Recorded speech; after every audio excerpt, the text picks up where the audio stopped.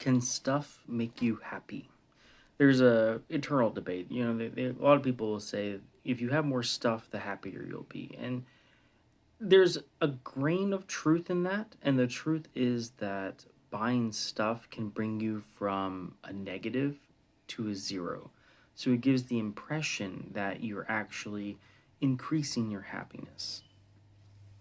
The problem is it's not fulfilling happiness. It is a distraction. It brings you from negative to zero, which is an increase of number, but not an actual increase of happiness.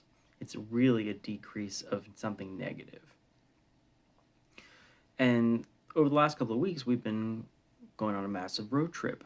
Our twins are 19 months now, and we are all about experiences. At the end of people's lives, nobody really says, oh, I wish I had bought XYZ. They say, I wish I had experienced this. I wish I had spent more time with XYZ person. Nobody says, I wish I had more stuff.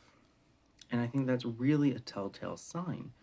Because when people have that deep connection, they have that love, they have that appreciation, they have that gratitude, and they have that memory that they can go and revisit. And that is one of the most important things. Building those memories, building those connections. And that's one of the things that I love about travel. It can open your mind in so many different ways, experiencing new foods and new cultures, new languages, because new languages are different ways of thinking. And that's a really wonderful thing. In addition, the way people think changes the way they live, and the way they live changes the way you experience.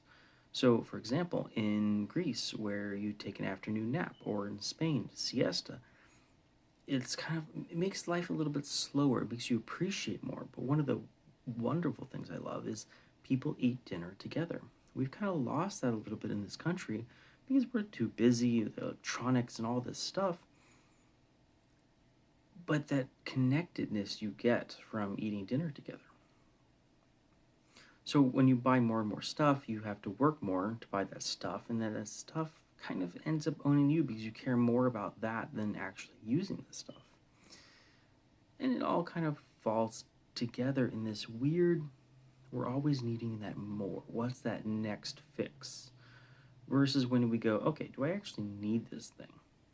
And if not, maybe it's time to donate it or give it to somebody who can actually use it better than us. And then you start realizing that you don't need to spend as much money. If you don't need to spend as much money, you have more freedom, more time to go do an experience and be with those people that make your life actually happy.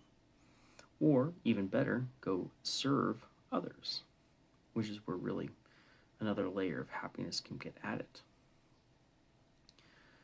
But back to travel, we went to go see Mount Rushmore and Devil's Tower and Deadwood, and all these little cool places are right around that area. And what I love is you can learn about the history, learn about who lived there and why they did the things that they did, and then you actually go visit it, and then it has so much more meaning and context. And that time you spend with your family going and doing these things builds those bonds up, and it's going to give memories for our kids long past what we're going to be alive. And I think that's a really cool experience. So what's your experience traveling? What's your experience building these memories? I'd love to hear from you. And if you need tips on how to travel with twins or just how to travel cheaper in general, on this trip we took both of our teenagers and our dog and the twins, and it was a cuckoo trip, but you know what? We had fun and we made it work. And that's really all that matters in the end.